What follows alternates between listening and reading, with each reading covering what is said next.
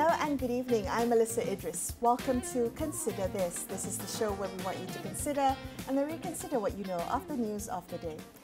The report on Malaysia's first national baseline assessment on business and human rights has just been released. It shines a spotlight on how corporate actions can directly impact fundamental human rights. Now, as Malaysia pushes for greater economic growth, this report raises urgent questions about whether businesses are doing enough to protect the rights of workers and communities. So joining me on the show is lawyer Edmund Bon, who was the lead consultant for the National Baseline Assessment Report. He's also the representative of Malaysia to the ASEAN Intergovernmental Commission on Human Rights. Edmund, thank you so much for being on the show with me today. Thank you. Let's start big picture. Talk to us how we should understand the role of businesses in protecting human rights. Is it the same thing as ESG compliance? Yeah, thank you for having me. I think we're really excited about this report, mainly because it, for the first time, establishes what Malaysia's baseline is using the UN Guiding Principles on Business and Human Rights. It has recommendations for the state as well as for businesses, because the state not only must protect human rights, but the non-state actors like companies must respect human rights. So those are the two key pillars, and government commissioned this report based on the three thematic areas, which is governance, labour and environment. So this project took about 2 years. We've got government responses in the report, and it's going to be quite how would you say, progressive if we are able to accept a lot of these recommendations. We also deal with the issue of ESG. So I think one of the gaps we find is that ESG is nice to have. People like to talk about it, but it's not mandatory. And so we have found a lot of companies are not going to do it if it's not mandatory. And one of the recommendations is that we need to look at environmental, social and governance matters more in way of having it into law, having it into policy, and making it more mandatory for companies to follow, as opposed to just this voluntary approach at the moment. Because voluntary can only get you so far. Yes. So the idea of this National Baseline Assessment report is for it to be incorporated into the National Action Plan. Okay. So the government is coming up with a National Action Plan on Business and Human Rights. We have 178 recommendations. Of course, we hope that at least 90% of the recommendations will be accepted. But one of the three pillars of the recommendations would be to mainstream human rights. We've proposed that we have a new Human Rights Act. We propose we have a full Ministry of Human Rights and Justice, because human rights now is placed really nowhere except BIU, which is an agency which requires more staff and more resources. We have also suggested that we need to amend the Constitution to allow for environmental rights, to allow for citizens to actually fight for their rights, going to the courts. We have also suggested that we have a new Modern Slavery Act, so that we can try and deal with this problem of forced labour once and for all. We have also suggested that in our laws we should incorporate FPIC, free, prior, informed consent for the Orang Asli, the Orang Asal, and Anak Negeri Sabah and Sarawak, so that they are not going to be displaced from their lands without adequate compensation, and to really allow for greater diversity for human rights in our country. Okay. So those are some of the recommendations. Now I want to kind of delve into them more deeply in a little bit. But you mentioned this took a really long time to put together, and part of that was because you really needed to consult all the different stakeholders and also kind of get the response from a government. When you had those numerous stakeholder consultations for the report, what did you hear particularly from businesses? I'm curious. Yeah, so we took 1 whole year to research, and we had almost 20-30 consultations. We reached about 400 participants, government agencies, businesses, civil society organizations and marginalized groups. So one of the responses that was interesting from businesses was that they want a standard. They want a common standard. Okay. But at the moment, the standards are all over the place. What's very encouraging is that Bursa Securities Commission and the Companies Commission has moved ahead, along with Bank Negara, to say, look, you got to incorporate ESG sustainability reporting. But the gap is, what is there to report if it's not really made mandatory? So you can talk about forced labor and modern slavery for a company and say, okay, I don't use forced labor. I just say I don't use forced labor, but how do you do it? How do you make sure you don't use forced labor? So what we have suggested is that you need to do forced labor due diligence. You need to check your supply chain to make sure there's no forced labor. You need to have your human rights audits, and all these things should be part of the reporting. So that's just one example of how we have suggested moving ahead on the issue of forced labor, particularly. What was the feedback on mandatory human rights due diligence, for instance? I'm wondering, businesses often always cite, it's always about the bottom line, right? It's always about the dollars and cents, the ringgits and cents. So when you think about how businesses approach human rights and the maybe new framework in place that will require more compliance, more mandatory due diligence, how do they respond to that? So a lot of the bigger companies say they are already doing it, but some of the SMEs are saying it's a bit difficult. So what we have suggested is let's do it in a phased approach. Lead by example, so a lot of our bigger companies have already started it, but globally it's still not enough. And that's why even in Malaysia we see that gap.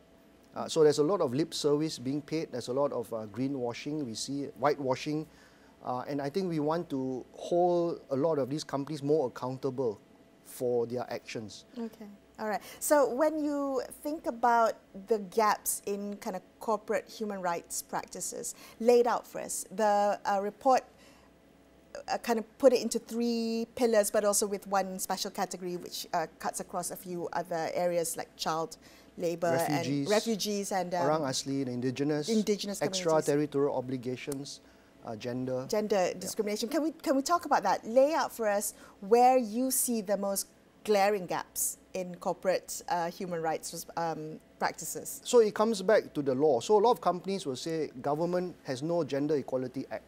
So if you ask me to implement policies on DEI, diversity, equality and inclusivity, what is the standard? So I'm just going to try and push different companies. They follow the law. Yeah. Right. So if there's no law, then the standard I'm going to pull is just a voluntary standard from different organizations somewhere else, or just following a different another company. So we need a common standard. That's why I said that a lot of this needs to be mainstream through law. We need to have amendments to the Constitution. We need to have amendments, for example, and enactment of the Anti-Discrimination Act, the Gender Equality Act that we've all been talking about. We need this type of acts to allow a common standard. So then companies and even government will be able to at least follow these provisions. And even on environmental rights, we still face a lot of problems, especially in marginalized groups, on freedom of information, public participation, freedom of expression. These are issues which really need to be put into our law. And that's why a large part of the recommendations deal with lawmaking.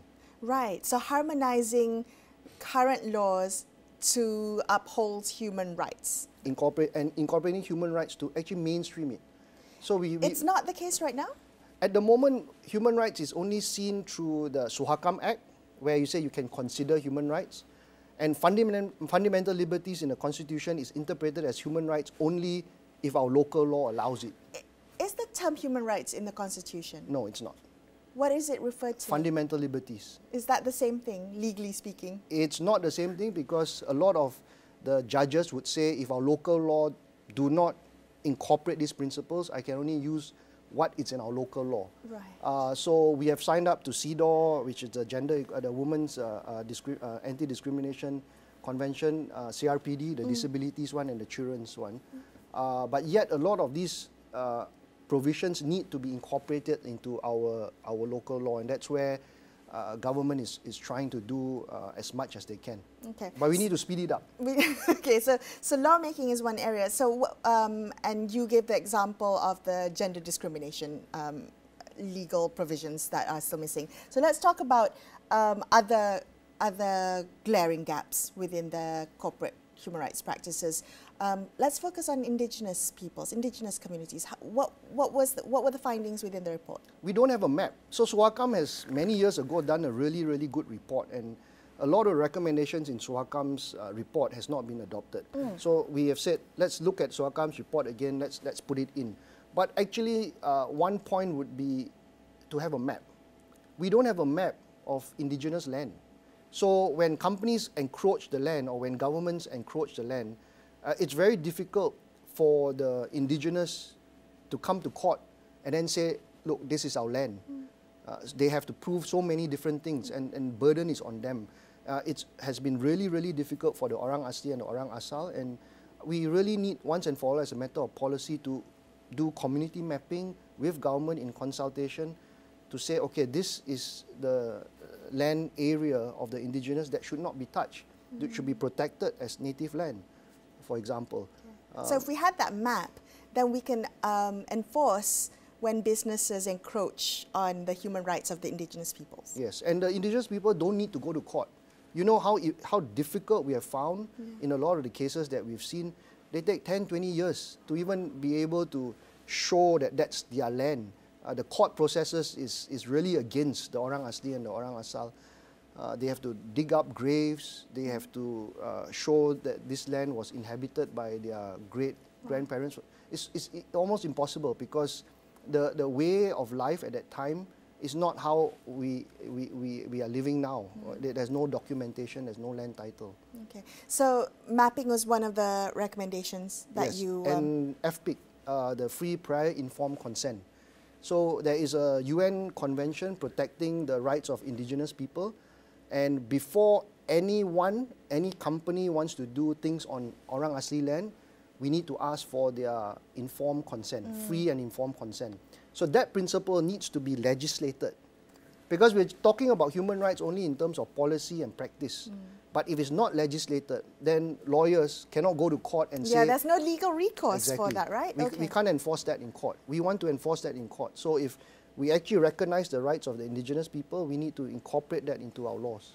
There was also a pillar that focused on environment and how business practices can often encroach on, impede on human rights through exploitation of the environment. Talk to me about that. So we have suggested you have to have mandatory environmental due diligence. Mandatory environmental due diligence. So you can't, before you have a project and you know there's a river running through an Orang Asli kampung, pollute that river. You need to do human rights due diligence on the environment, what's the impact of that project on that river and on the Orang Asli kampung, and then publicize it. At the moment, we have found a lot of gaps in the EIAs, the environmental impact assessments, that are only limited to really, really big projects, but yet we have found that a lot of these reports are ineffective. The consultants are not independent, companies are just ignoring it, there's not enough enforcement, and I think at the moment, when we are talking around the world about ESG, environmental human rights due diligence has become something that's recommended as best practice for a lot of companies. We also need companies to have grievance mechanisms. So we have state mechanisms that are the courts, but courts are sometimes burdened with a lot of work. Companies should allow grievance mechanisms and platforms where people can actually make complaints to the company and say, hey, what are you doing? This is wrong. And the company then deals with those grievances and try and manages it or provides compensation for those who have suffered, rather than just burdening the court system. So we have the state judicial mechanism. We need to have non-state grievance mechanisms. And these remedies are extremely important. As you see, a lot of complaints by NGOs, a lot of complaints by the Orang Asli about how some companies are encroaching on land, even using forced labor. We need to provide a channel for that. How do we ensure that that grievance mechanism is independent and has oversight? So the company has to provide it. The company has to make sure it's legitimate. The company has to ensure it's effective and also independent. So some companies have a special committee. Some companies even outsource it to third parties that actually deal with these complaints. As opposed to what's happening now. A lot of times when NGOs, journalists, and groups, marginalized groups, residents complain about a company, what does the company do? The company files a suit against them and says, please stop talking about this case. This is defamation. They go to court, and they will stop the journalists, they will stop the resident, they will stop the orang asli from speaking out. This is called SLAP. It's called strategic litigation against public participation. So we've addressed that as well. It's something quite new around the world, but in Malaysia we are seeing it in forms of defamation suits, SLAPP. So we have said government needs to consider this, look into how we can enact anti-SLAP laws, because the courts are now burdened with many defamation suits against human rights defenders, against environmental human rights defenders, against journalists, because they have raised issues of concern regarding the environment. One of the things, Edmund, I found really interesting about this report was that it was one of the, maybe the only report that I've seen that included every section, every recommendation had a kind of government policy response. Yeah.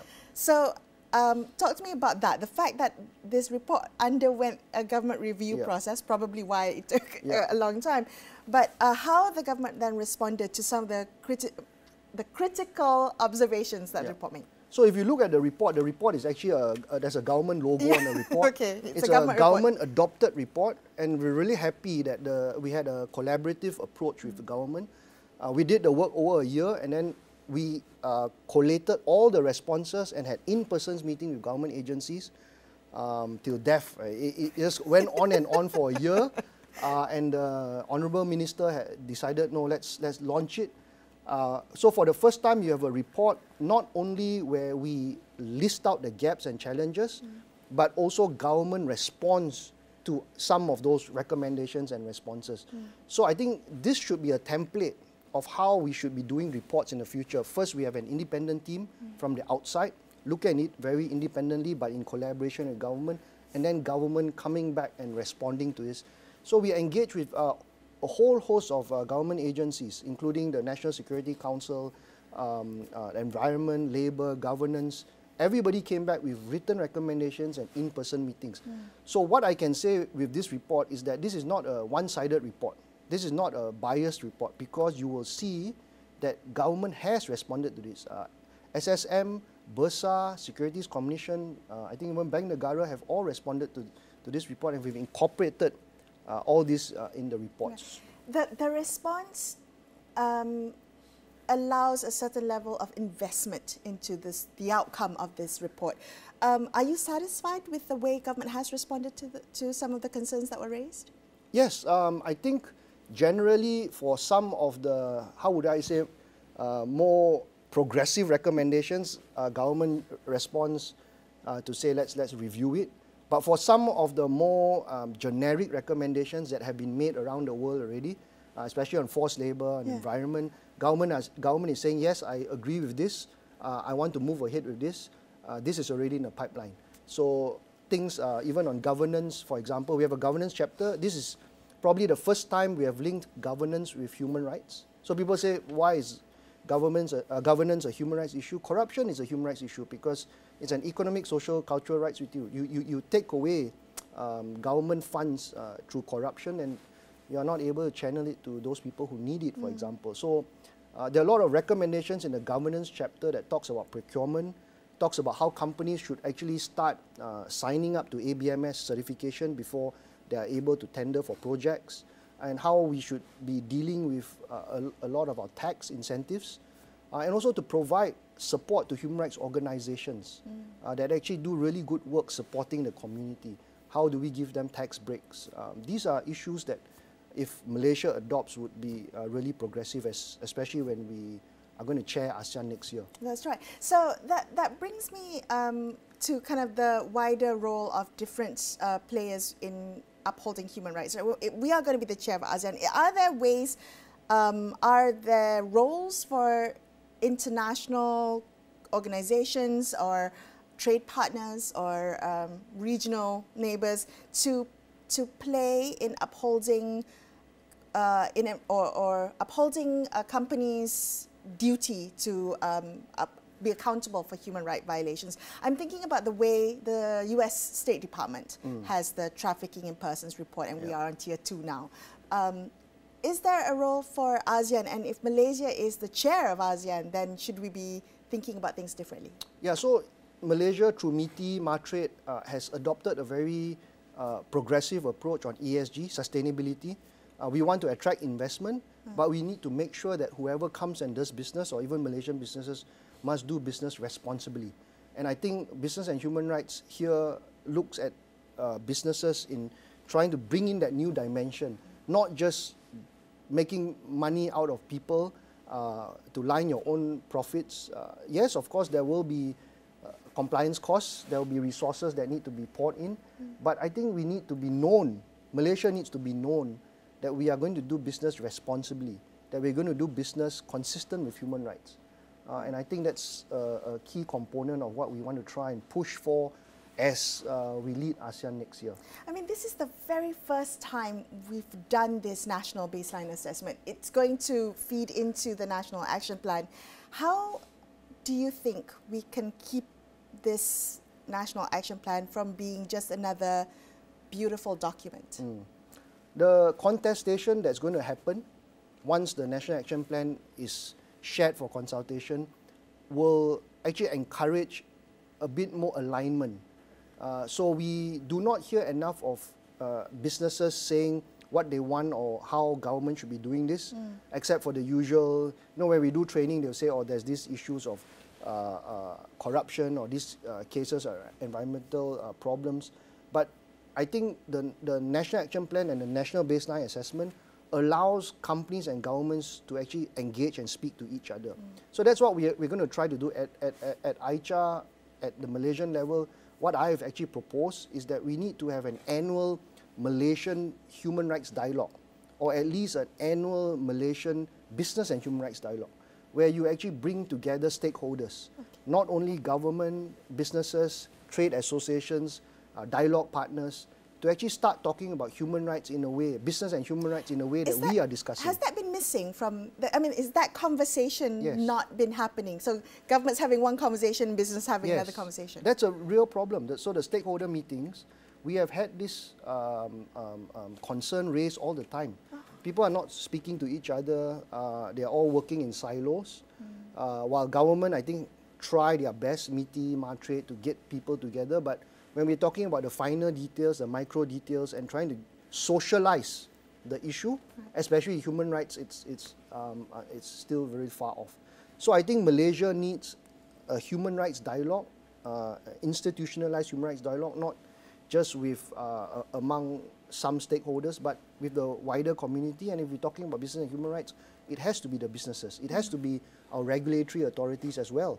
Because you see, the very strange thing we found is that Bank Negara, Securities Commission, Bursa Malaysia are actually moving much further ahead than our own government agencies on these issues, because they have started with this enhanced sustainability reporting.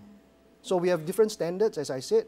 We also have different players, and we need to try and get everybody on the same page. I hope this report will try and level that. Do you anticipate that the recommendations, the over 100-something recommendations that you put forth, do you anticipate it all being incorporated into the National Action Plan, even the more kind of radical, progressive ones? I think I have to be realistic. Of course, I would like a lot of them to be in, but I know we're not going to accept a lot, and I know the government may not accept a lot, or they'll study it. But I think there'll also be pushback from companies. From so businesses, so while we have businesses who have given us views and we have incorporated their concerns here, during the consultation stage of the National Action Plan, which may happen soon, businesses will push back. And perhaps it's going to be a phased approach. So you make certain things voluntary, you socialize it, don't have enforcement, just to get people understanding it. For example, the 17A of MACC, when it came in, there was a period of socialization without enforcement. And then slowly phase towards something that's more mandatory. As well as looking at just bigger companies first, and then slowly phasing it to smaller companies, because some of our SMEs, understandably, are just too small. You just have 5 people, for example. We're not expecting them to really go into all of this at the moment. Okay, but in terms of the lawmaking, do you see there being kind of legal heft being put behind a National Action Plan? Yeah, so again, I'm not part of the National Action Plan process. I'm not sure what recommendations are going to be adopted, but Bayu has the human rights portfolio, bahagian al-Riban Undang-Undang, and it's under the Prime Minister's office. So what I understand is with coming amendments to the Whistleblower Protection Act, I think a new act on freedom of information, these are recommendations that we have made. And also, for example, the SOACAM Act, we said strengthen SOACAM, and this has also come in already. So I think Bayu is on the ball, but of course our recommendations include a lot of different acts that need to be amended. So you have to move away with the Sedition Act, for example, the CMA needs to be amended, Printing Presses Publications Act. So that whole legislative reform part, I hope this government will keep to its promise to look at all these laws. Thank you so much for being on the show, and thank you for sharing your work with us. I appreciate your time. Thank you. That's all we have for you on this episode of Consider This. I'm Melisa Idris, signing off the evening. Thank you so much for watching. Good night.